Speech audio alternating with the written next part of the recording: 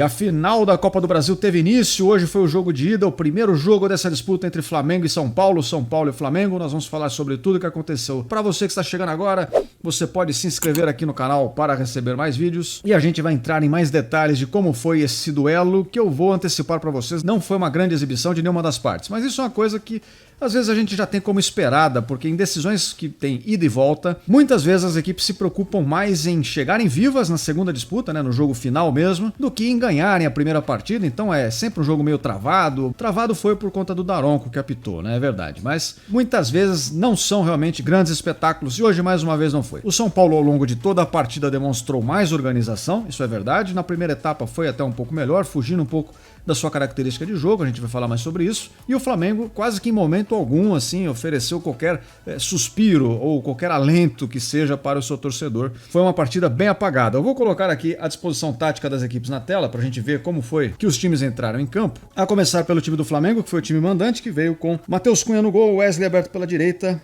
Fabrício Bruno e Léo Pereira formam a zaga. Na lateral esquerda, o Ayrton Lucas. No meio de campo, o Eric Pulgar, um jogador mais de marcação, e outros dois jogadores que não são tanto assim de marcação, o Vitor Hugo e o Gerson. Aberto pela direita, o Gabriel Barbosa, como se fosse nos tempos antigos de Santos. O Bruno Henrique aberto pela esquerda e centralizado o Pedro no ataque. Essa foi a disposição tática do Flamengo. Eu estou colocando em metade do campo só para a gente poder pôr o São Paulo do outro lado ali depois. Mas dentro dessa disposição tática, a verdade é que pouquíssima coisa funcionou. O time estava muito desorganizado, muito espaçado, muitas vezes deu espaço na defesa, como tem feito tradicionalmente nos últimos jogos, e com atuações individuais também um pouco apagadas, né? Gabriel Barbosa não fez uma boa partida, o Pedro também teve uma atuação apagada, mas não só porque a bola não chegou, ele também não ofereceu tantas alternativas assim. E o Bruno Henrique foi aquele cara de sempre, muito esforçado, que foi o único que acabou movimentando um pouco o jogo do Flamengo ali, favoravelmente, eu quero dizer. E uma das poucas coisas do Flamengo que funcionou foi exatamente esse lado esquerdo aqui.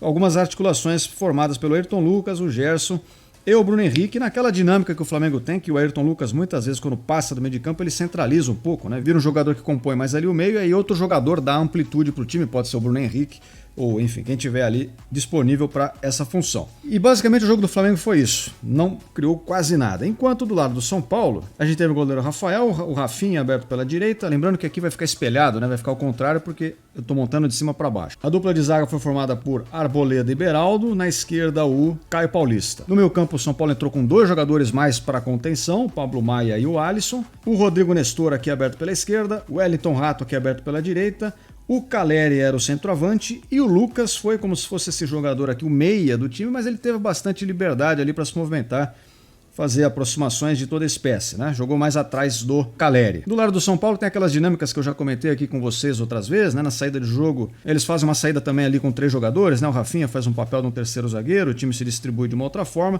mas basicamente essa foi a formação de São Paulo. Depois nós tivemos substituições de ambos os lados, né? Chegou a sair aqui o Lucas Moura, tivemos a entrada do Luciano. Do lado do Flamengo, no finalzinho do jogo, quando o Gabriel Barbosa sai contundido, o Flamengo muda a forma de jogar. Já havia substituído o Vitor Hugo pelo Everton Ribeiro, e aí com a saída do Gabriel Barbosa, o Bruno Henrique virou uma espécie de um segundo atacante, e aí o time jogou numa espécie de 4-4-2, com o Everton Ribeiro aberto aqui pela direita, o Cebolinha veio jogar pela esquerda, e mesmo assim o time continuou desorganizado, né? Continuou sem apresentar muito. Falando um pouco agora sobre a dinâmica da partida, eu vou reforçar algumas coisas. Foi um jogo em que no primeiro tempo o São Paulo se propôs a contra-atacar, tentou esticar muitas bolas e não foi muito eficiente. Com isso não criou muito perigo para o gol do Flamengo, embora a defesa do Flamengo estivesse dando espaço e tenha saído errado algumas vezes ali na saída de jogo mesmo, ofereceu chances para o São Paulo que não aproveitou. Mas isso foge um pouco à característica mais tradicional do São Paulo, que é de reter a bola, tentar rodar o jogo e tal, fazer um jogo mais construído e não tão direto, né? O Dorival Júnior gosta mais disso. Já do lado do Flamengo, o que se notou no primeiro tempo foi uma grande passividade, um verdadeiro deserto de ideias, os jogadores já um pouco abatidos de antemão, as estrelas individuais não brilharam e o Flamengo também não criou nada, sequer fez uma finalização no primeiro tempo. Eis que, em um dos erros ali desse espaço todo que a defesa do Flamengo, que é uma verdadeira mãe, oferece, o São Paulo conseguiu fazer um gol, uma jogada ali mais rápida pela esquerda, que é um contra-ataque, mas não é um contra-ataque típico